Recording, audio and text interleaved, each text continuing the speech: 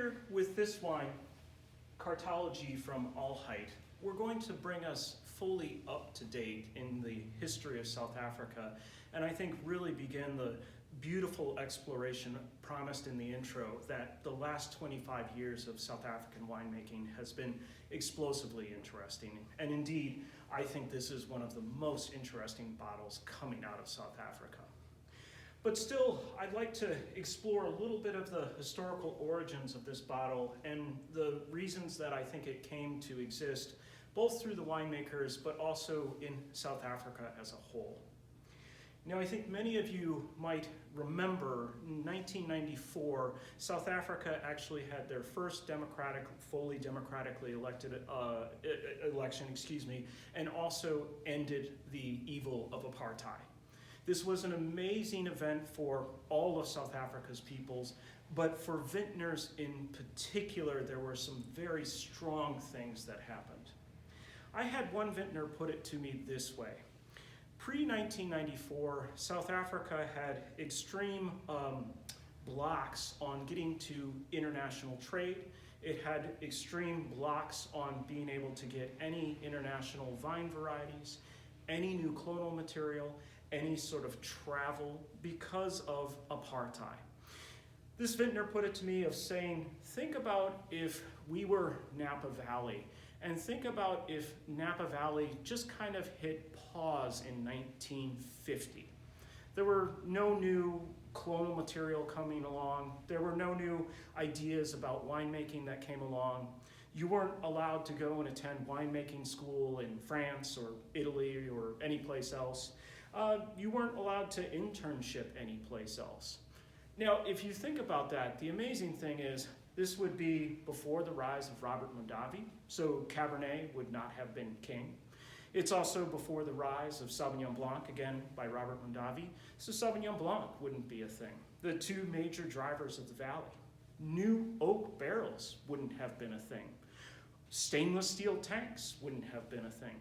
All kinds of equipment destined to help winemakers make their wine wouldn't have been a thing. The clonal material that UC Davis developed and helped out Napa Valley wouldn't have existed at all. And that is actually South Africa, 1994.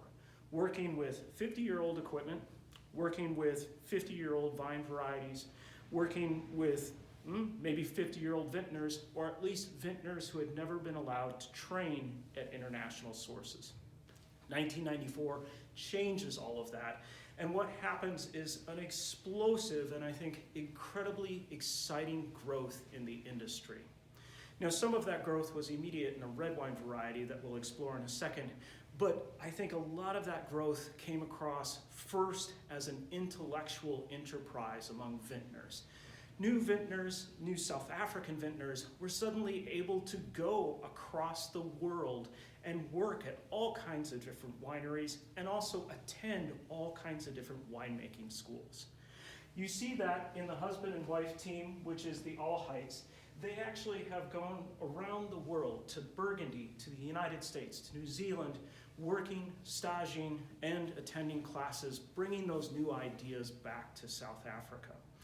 You see it in all kinds of different vintners there. Now, one of the amazing things that I think has happened is there was an initial boom in that thought process, but then very quickly there became a second and I think more intellectually engaging and distinctive set of ideas that started emerging in South Africa. This is one of them. Here, what I want this wine to represent to you is if that first boom happened 94 to 97, so things are quickly changing now, the second one happens really 97 and going forward. And the second one, I think, is a reinforcement of, wait a second, we are South Africans. Sometimes we're marrying into South Africa, but we live in South Africa, so we want to make South African wines. Well, the amazing thing is, because of the history winemaking past, we have an extraordinarily rich amount of old vine material available to us. Yes, it may have been planted high density, it may have been planted for bulk, but there's no reason you can't help vines change so they go for low vigor and much more flavorful wines. Furthermore, and I think this is a strong part and relates to Jancis Robinson calling South Africa so beautiful as a viticultural area, South Africa maintains in this part of it some of the greatest biodiversity in the world. And you will hear vintners talk about that they want the vines to be related to the environment they're in, preserving the biodiversity of the whole. What this means is that innovators like the Alheits, and they came around in 2011, so very young couple here, very brand new to South Africa. Their first wine was 2011.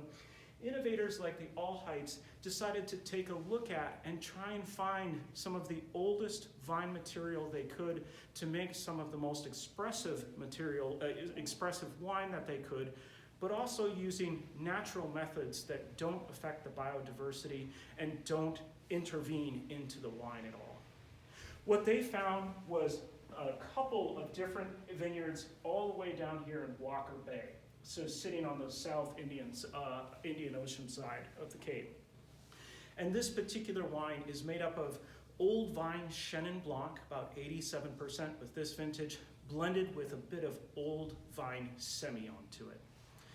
To me, it's just one of the most magical wines, and I think here we get the real, true introduction to just how amazing South Africa's new winemaking is.